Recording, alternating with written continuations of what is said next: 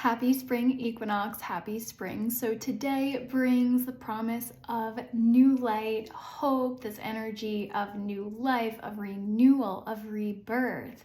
So the equinox is a really beautiful day because it is the perfect balance of dark and light, day and night, the masculine and the feminine. So it is bringing polarities into harmony. It is this balance point, and it also represents the threshold into a new year, a new era, a new chapter. So the original organic templates saw this point in time as the new year, which, if we think about it, it's the zodiacal new year, the astrological new year, this Aries fire energy on top of the balance shifting more into the light, into new life.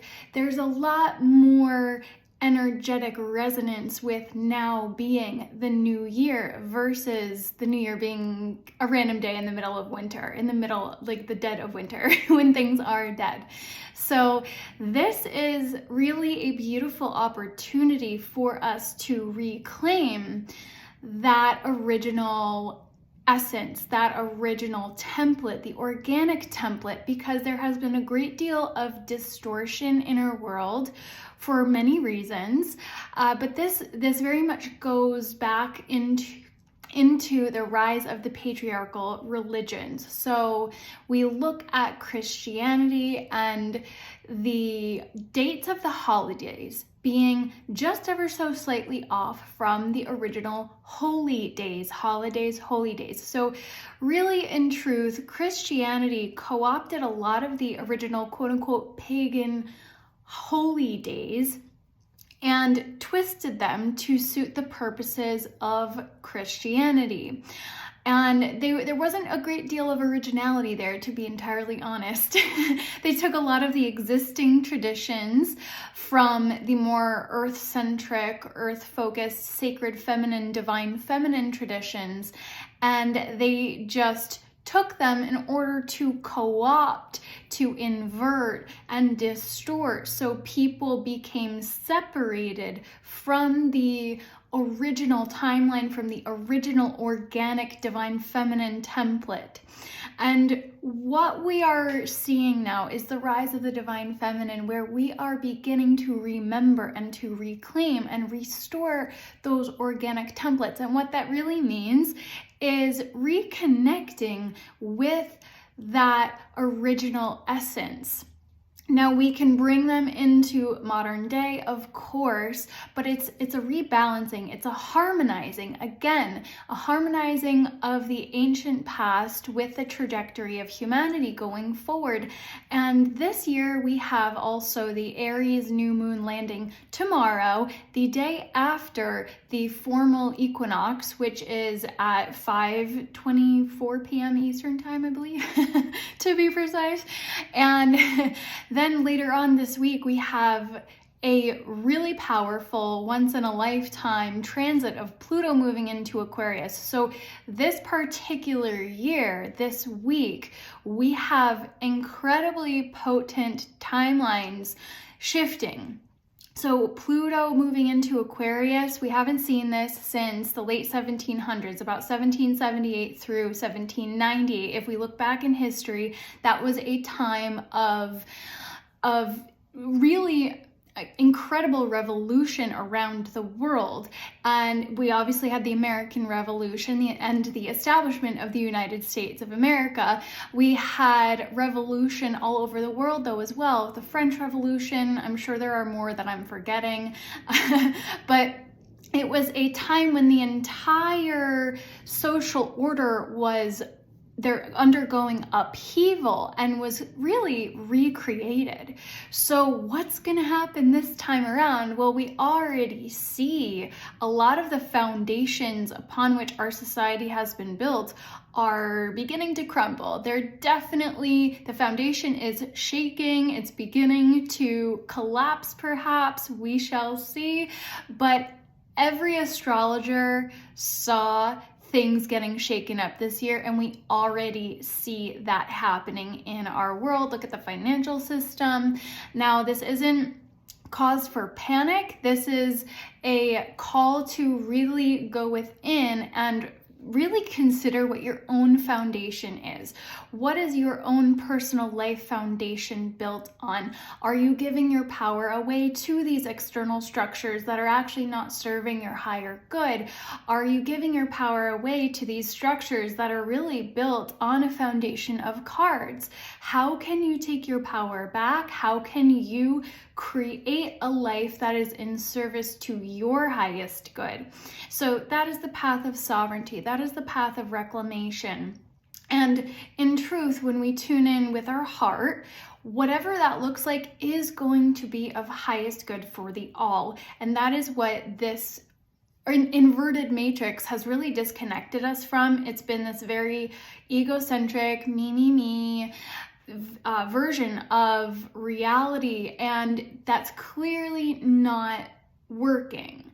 And obviously we have to fill our own cups first, but it's not from this space of ego selfishness. It's from this space of being a vessel to be of service. So there is a big difference when we're creating from the mind versus creating from the heart. So what we're being called to do is out of the head into the heart. So this week is a really incredible, potent opportunity for us to get really, really clear on what it is that we want to create, what's not serving us, what has got to go, the patterns, the beliefs, the old behaviors, but even relationships, jobs, as I spoke into in another video the other week, we've got to recalibrate even living situations. So what isn't serving us and what is going to serve us so that we can serve at our highest capacity? What is a life in alignment looking like for us when we are able to serve? And what does serving mean? That means shining your light and bringing more love and light into the world. So that can be creating art that uplifts people, that creates more beauty in the world. That can be, literally serving people in the form of helping them heal or helping them become empowered. It can look like a whole bunch of different things. It can look like creating your own little business. It can look like serving your family in a deeper, more loving capacity. It can look like bringing more love into every daily action, into every interaction that you have, even with random strangers. So it doesn't have to be anything grandiose. And it does start within. So where can we begin? By giving ourselves a little bit more love.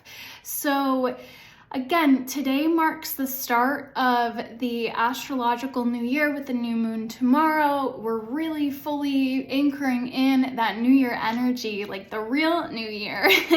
So really get clear, get honest, tune in, and create your intentions. Really feel into your vision and think about what it is that you want to create, what it is that you want to manifest.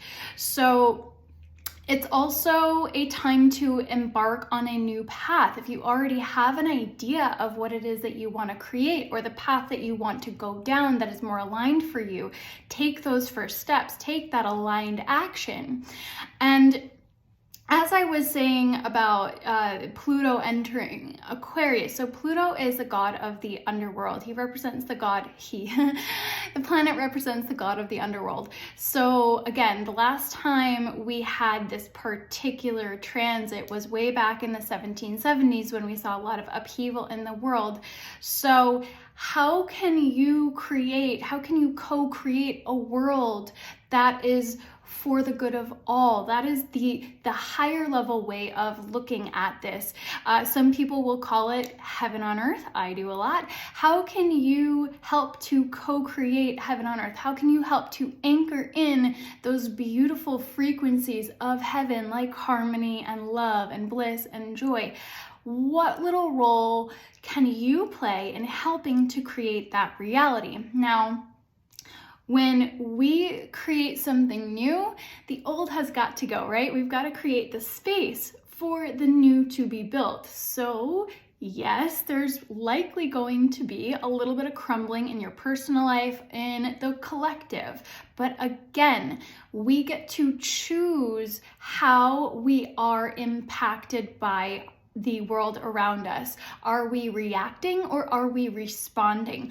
Are we responding from a place of resilience, or are we reacting from a place of victimhood? So this is where we get to really go within and do that inner work so we don't get as rattled by the external world.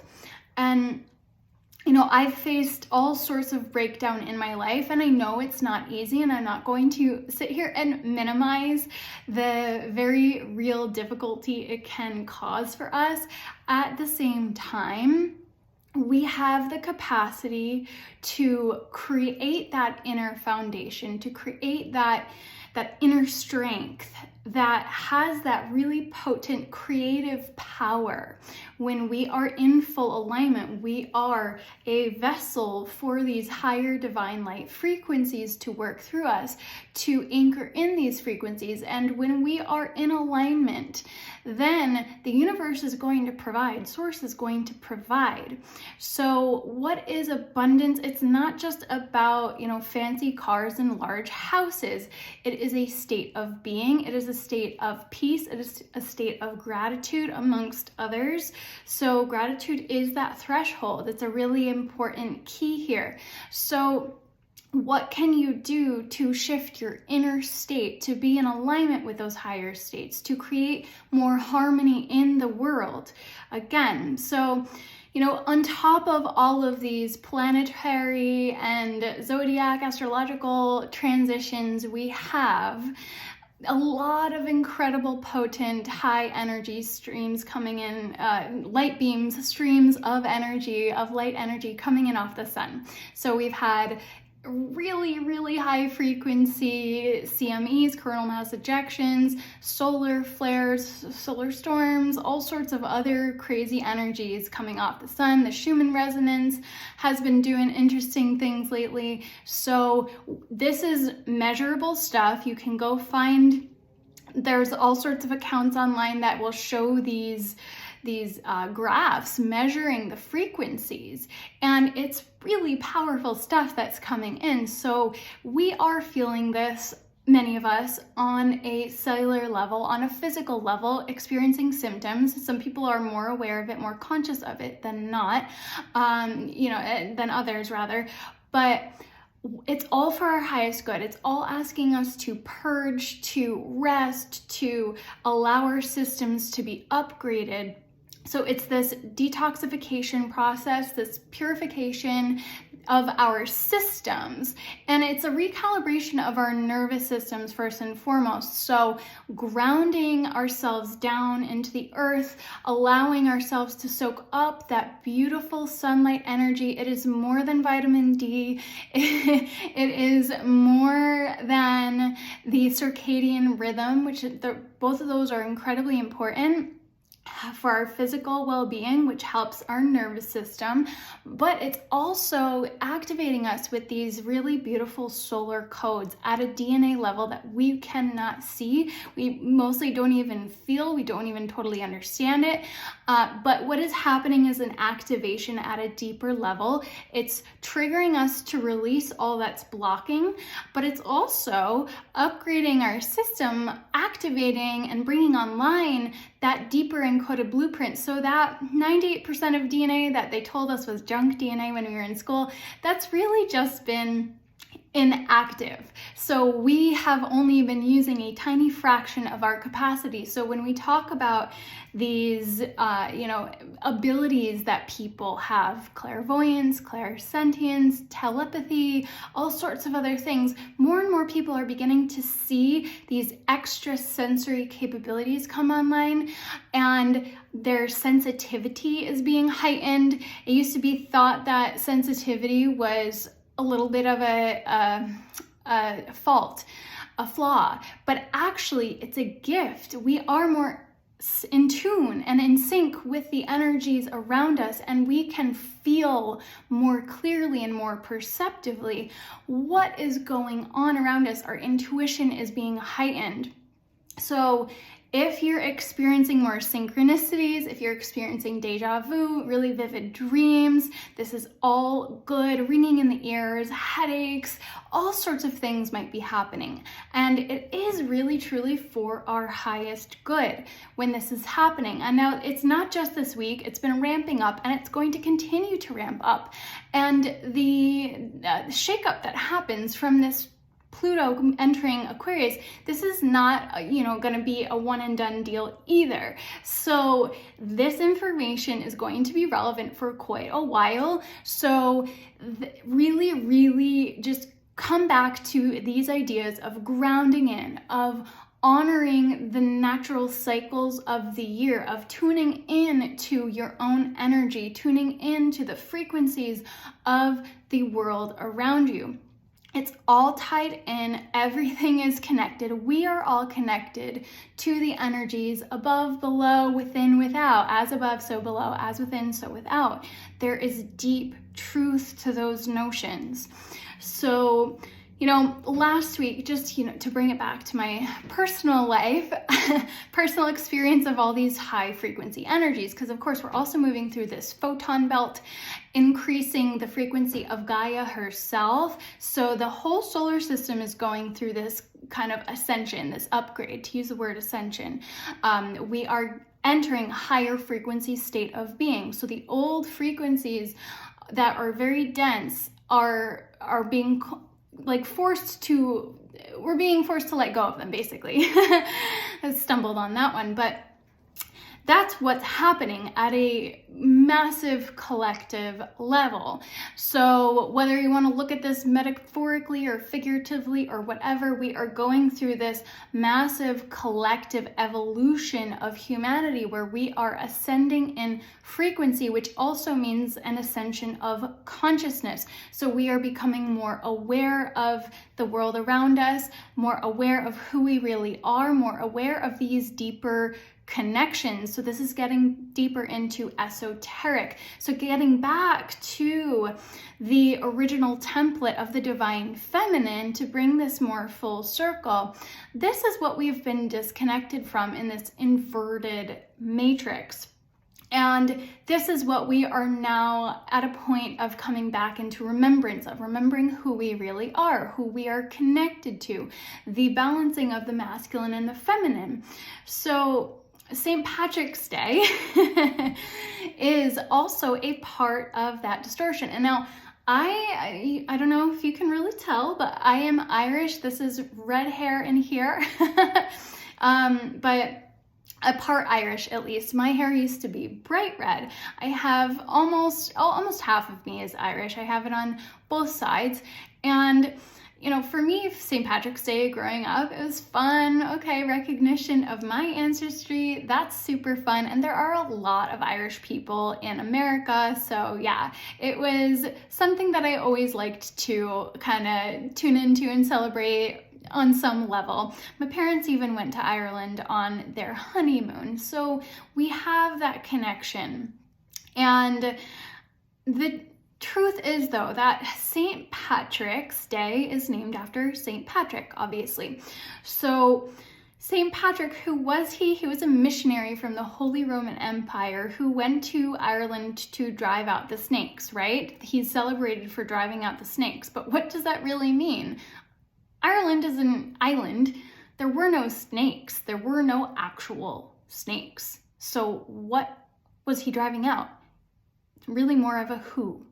So this, again, was a distortion. The snakes represented the serpent wisdom, the wisdom of the divine feminine. Everybody who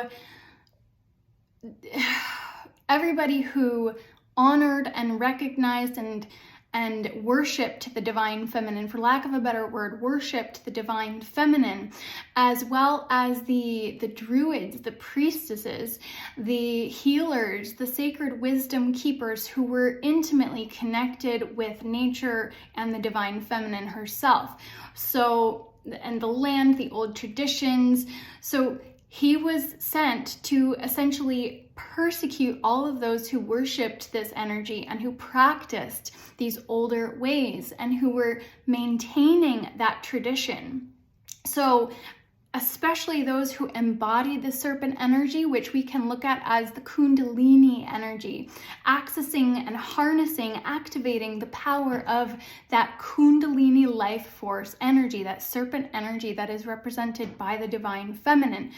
So the Christianity, the religion, then replaced the old quote-unquote pagan ways. Many people will call it the pagan ways, and then the notion of paganism has been quite distorted as well. It was really a connection to nature, the cycles, the natural cycles of earth and the divine feminine, working in tandem with the way the sun moves. So looking at all of those older structures like Stonehenge, for example, it was constructed in perfect alignment with these high holy days like the equinoxes and the solstices. So those massive structures all over the world. And now it wasn't just Ireland, it was this wisdom held all over the world. But the Celtic tradition, there is a really deep connection that I'm still studying myself, and I want to go much deeper into, particularly because it is my own heritage and ancestry. But this wisdom, I believe, was encapsulated particularly by the Celtic tradition. They maintained it perhaps a bit longer than other areas around the world, because we look around the world, a lot of these ancient structures were constructed along similar alignments. So looking at the pyramids in Egypt and pyramids all over the world, they align to the stars in a very particular way. They align to the sun in a particular way. So it's not just England and Ireland, it is not just that particular region, it's not just the Celts, but they, it seemed, were able to maintain it and protect that wisdom a bit longer. And so then going back into, I don't even remember the exact date, but he was sent in to kind of suppress it for good. So all of the records of the Druids were burned. And that wisdom was essentially quote unquote lost, but little vestiges of it were kept, and people are now able to access records from the quantum, looking at Akashic records, for example, and people are beginning to remember in a more direct way. And this wisdom that has been hidden is now coming back up to the light, up to the surface, up to the collective consciousness, both in the physical and the extra perceptual capacities. In the quantum capacities, people are beginning to remember this wisdom. And let me take a sip of water. And so St. Patrick's Day was, so that's March 17th, right? 3 days before the equinox, 3 to 4 days. And similarly with Christmas, that is a few days off from the solstice in December. So you can see how Christianity has taken these original holidays, these holy days, and distorted them ever so slightly, tweaked the tradition, tweaked the meaning of it, of course, as well, to some degree. And they maintained a lot of the same symbolism, but these distortions and the stories behind them and the materialization, obviously, in our modern times of these holidays has really disconnected us from truth, from this higher, deeper wisdom. And Easter now, which is coming up, this is also a holiday that falls around the equinox, but Easter has taken a lot of the equinox celebrations and these symbols such as the eggs and the rabbits. So eggs and rabbits obviously represent fertility. I have this beautiful egg. So egg as a representation of fertility, it's the divine feminine as well. So that's why I really love this one, this golden egg with little seeds of light inside, for anybody seeing this video. And it's like a heavy titanium egg, so there's like a lot of weight behind it. So eggs represent fertility, new life, obviously, and luck in some traditions, in some cultures. Rabbits, obviously, there's fertility. Birds, flowers, flower crown, nature. Obviously, all of these ideas are very connected with spring, the spring equinox. Makes a lot of sense.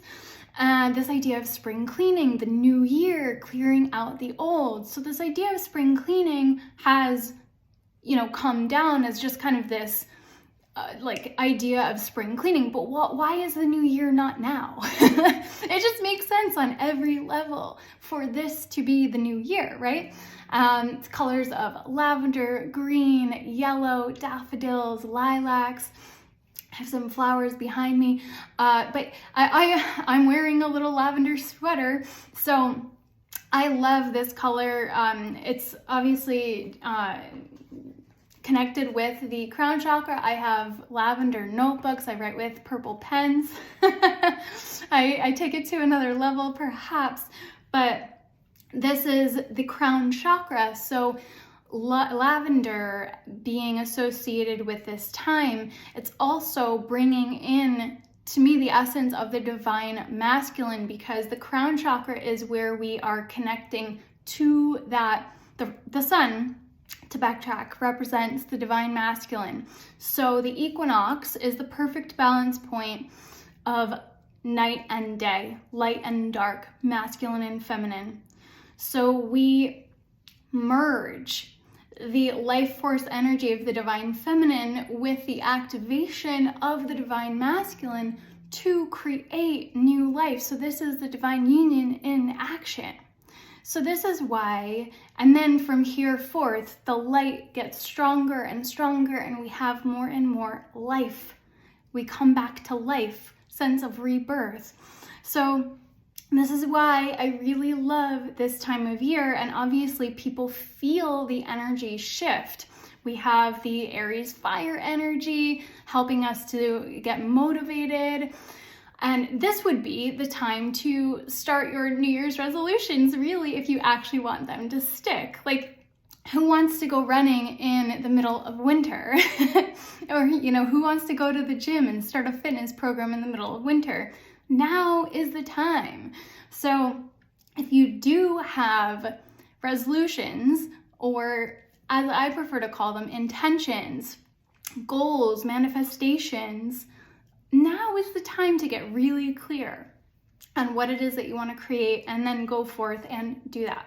So I will wrap it up there, and more or less, I guess I will also just add in that, in 325, going way back to Easter and the original distortion of the template. So Easter was taken over from Ostera. I don't know if I mentioned Ostera directly. That was the original quote unquote pagan holiday, the divine feminine celebration with the goddess energy of, I might be pronouncing her name wrong, Esther or something.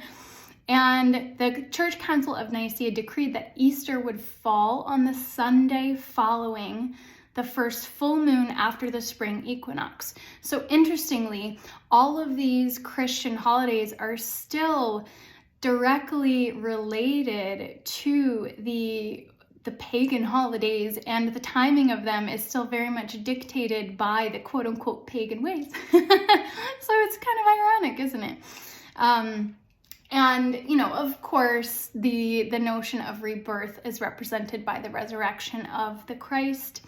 And that's a whole other topic for another time, the rise of Christ consciousness, which is very different from Christianity. So I will dive into that subject in another episode at another time, but I wanted to just plant that little seed because this is actually an energy that is rising up. It is the same as unity consciousness, and this is essentially what we are ascending into, is this notion of Christ consciousness, which is based in love, the truth of love. It's as simple as that, simple yet profound, right? So this is, again, a reclamation, a remembrance of the old timeline. So a lot of people will say, reject the holidays, don't celebrate them anymore. I prefer, personally, to reclaim, to remember the original meaning behind them and to reclaim them, not to reject them, because that's still separating from the beautiful energies and essences that they hold. So rather than rejecting, we just bring them back into integration with the organic templates and timelines. So I will leave it there for now, onward and upward in love and light, and I will see you and speak to you in the next episode.